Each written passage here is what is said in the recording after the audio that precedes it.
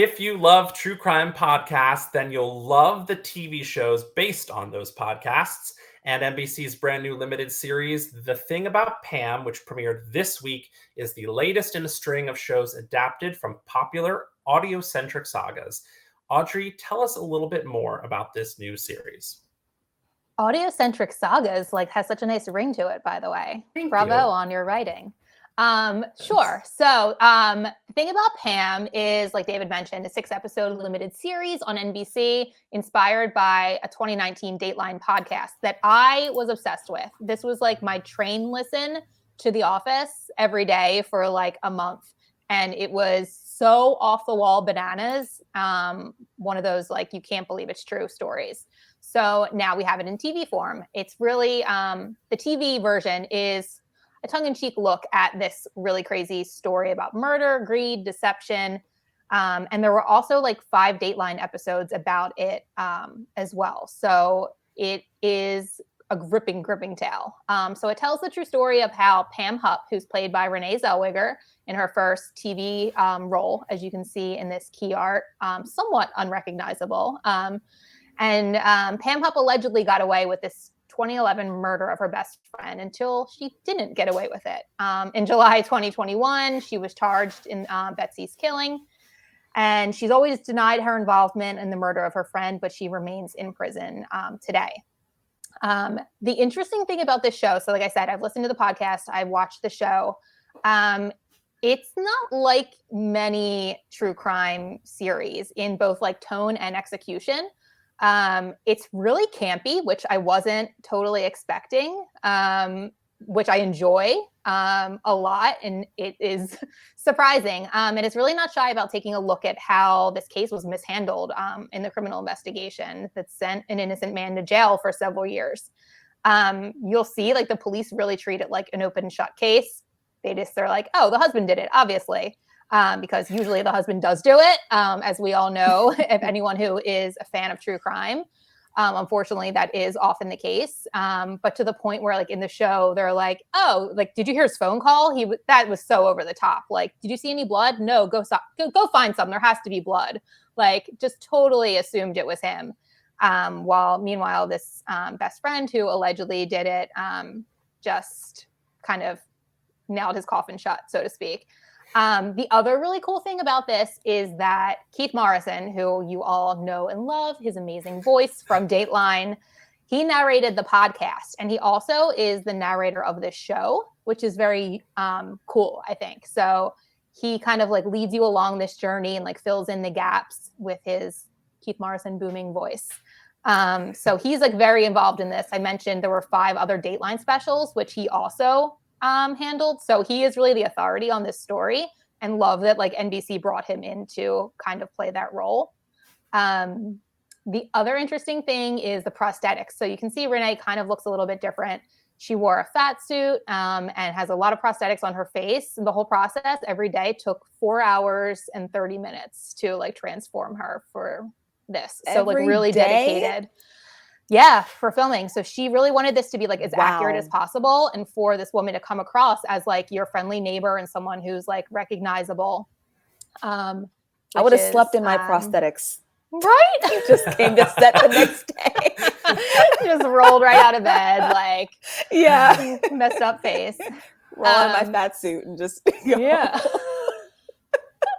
So it's really cool. Like I was surprised. I didn't know what to expect because, like I said, having watched, I think I've seen all of the Dateline specials because I am a true crime junkie and listened to the podcast. I was pleasantly surprised at the way that this was handled. So yeah, The Thing About Pam. It's Tuesdays at 10 on NBC. Has anyone else known about this story or watched it yet? I've heard about it, and I have seen one of the Dateline specials you're talking about. I am surprised to hear that it is a little campy, but also not surprised because I've seen photos from the show, and there's one with Renee sitting in a giant beanbag chair, and I'm like, that just looks too ridiculous for this to not be kind of funny. Like, yeah, I got that. There's a scene where she's, yeah, it's awesome. Like she is a character. Like there's a scene that I think was so funny. Like she irons her money like on an ironing board. She's like ironing $20 bills and then folding them up and putting them like in her piggy bank. She's like very quirky, and the show is also very quirky. So like really leans into that. So I'm super into it. You don't hear much about piggy banks anymore. You don't. Jinx. R.I.P. piggy banks. Oh, Kayla, I know there is a podcast turned TV series you're excited to talk about. What do you have for us? Yes, for sure. Dirty John is the podcast turned series that I'm excited about, and I haven't finished all of season 1, but from the first look of it, I'm kind of taken aback, honestly, and to know that these stories they're real, and when you watch them, you think you're just watching a drama or some kind of thriller, but when you think in the back of your mind this really happened, it's a little scary. So Dirty John is a true crime anthology series that explores the theme of love gone wrong, set up against the backdrop of sunny Southern California. In the course of each season, we follow relationships from promising to being catastrophic, raising the question of whether or not it's really possible to know someone truly, even the ones that we think we love the most. Season 1 of Dirty John tells a story of the charismatic John Meehan and his secrets, and everything spirals out of control with the woman he is with, and has horrific consequences for an entire family. And that season is available to watch on Netflix, which I am currently in. Haven't finished it yet, but let me tell you, I'm finishing it soon for sure. And there's also a season 2 that follows the breakdown of Betty Broderick's marriage to childhood sweetheart Dan Broderick, and the devastating effects of the toll it took on Betty and her family. Audrey, I remember this was another one of like your commute podcasts, wasn't it? So everyone's learning that all I would do on the way to and from work was listen to true crime. And do you react on the train? Are you on the train like so? No? Okay. Maybe. I'm just like so in the zone. I don't know what I'm doing. Because like I think so many people, because true crime just really exploded like in the past like couple years. It's like I think probably one of the most popular genres going right now. So yes, I did listen to this as well, and was also obsessed with this. And yeah, I just think it's so interesting how it used to be like movies were made from books. And now it's like TV's being made from podcasts, which those two things were initially made like to take your eyes off the screen. And now we're bringing people back to the screen. It's like such an interesting. Yeah. I don't mind. Well, I like being brought to the screen. We all love TV. Well, yeah. The first time I ever listened to a podcast and then watched the series is actually the show I'm going to talk about now, which is a new Hulu series called The Dropout, which is based on an ABC News podcast of the same name, hosted by Rebecca Jarvis. It also was then a 2020 episode, similar to the podcast Dateline situation. And I also listened to this podcast during my commute to work back in 2019. And I was absolutely enthralled by the story of Elizabeth Holmes, a Stanford University dropout who founded a medical tech company called Theranos in 2003. So she claimed the company had created a machine that was capable of testing for hundreds of diseases using only a single drop of blood.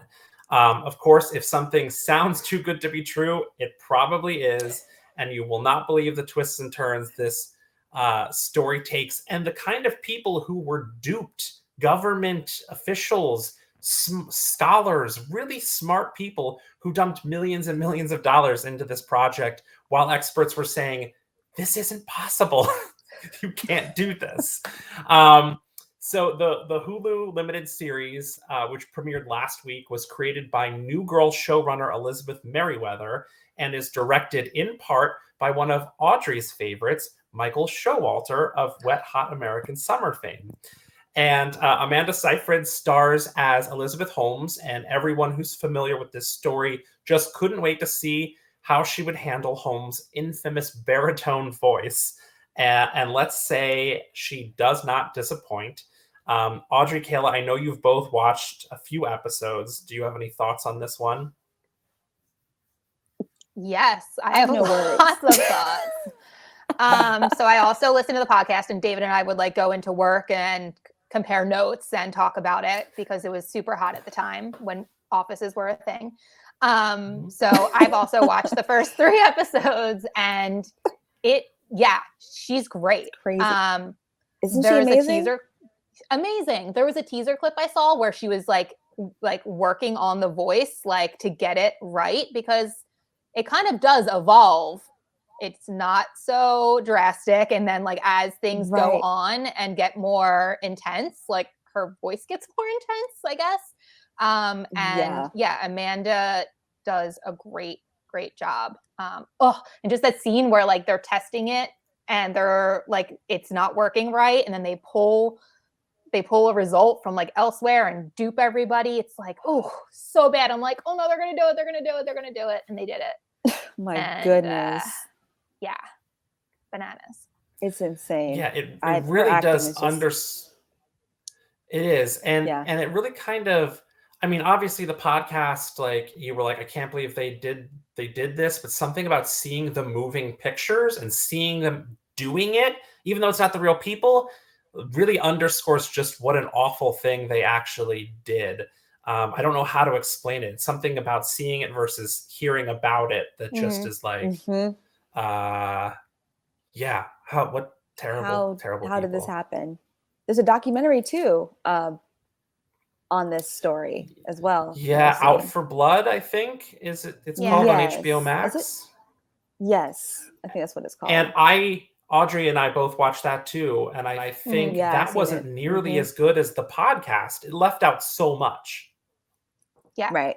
Agree. Yeah. The other thing I was thinking about when I watched this is like, so now you know all those like at-home tests where you can like test for like food sensitivities, and it's like a drop of blood, you send it in and they mail it back. Like she could have just done that, not as been so ambitious, and would have succeeded.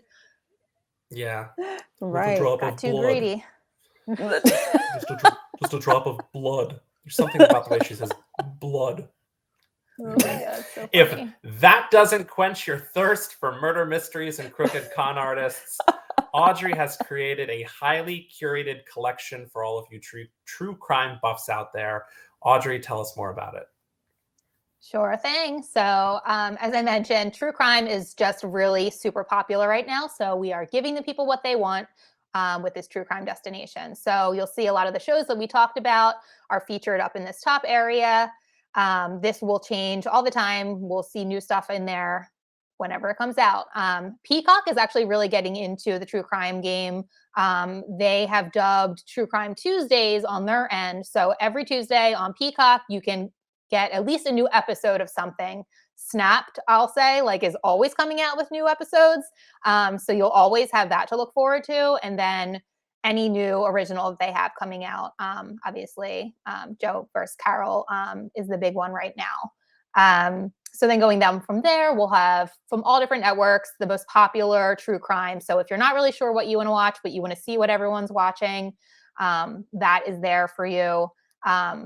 Fox Nation has content. History Vault has like crimes from the past if you're more into the historic crimes. So there's just a ton of content and different ins and outs into the true crime world, depending on what you're looking for. And then the last thing, really just to bring it home, podcasts. We have so many podcasts available on the platform. This is like an unsung hero, I feel like, of X1 and Flex. So if you do find yourself wanting to listen to a podcast instead of turning off your TV and turning on an Alexa or plugging into your phone, you can listen to podcasts like right on our TV. So we've curated some of the most popular ones. You'll see here Dr. Death, which was another Peacock original that came from a podcast. And Serial, which I can't believe we didn't even mention. Like Serial kind of started this whole thing. It was like the true crime podcast that started all true crime podcasts. And there was also an HBO docuseries about that. So if you're looking to like just get into this, Serial is like like I said, the one that started it all. So you might want to start there, but just tons of different podcasts available. So just say true crime into your voice remote and explore everything we have. I'll listen to my commute from upstairs to downstairs. I know. That's what our commutes Gonna get are 2 these minutes days. at a time. Yes. Kitchen to office. Fun fact, there are 537 episodes of Snapped. I know. There's so many. Yes. I knew it had to be a lot because I was watching that like years ago. Yeah. And they're still coming. The other thing before, I totally meant to mention this and I didn't, that there's a bunch of other podcast turned TV shows that I just wanted to mention because I feel like some people might not know. We talked about Serial. Homecoming, the Julia Roberts series, was based on a podcast. Two Dope Queens was actually a podcast first and then got picked up by HBO. Limetown, starring Jessica Biel, and The Shrink Next Door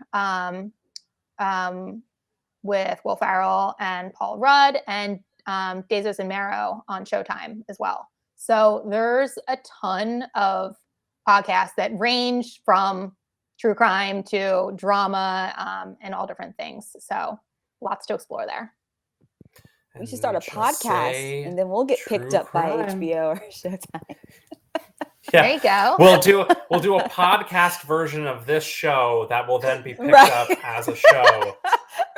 Right. The second show. It's a multiverse right there. Yeah, exactly.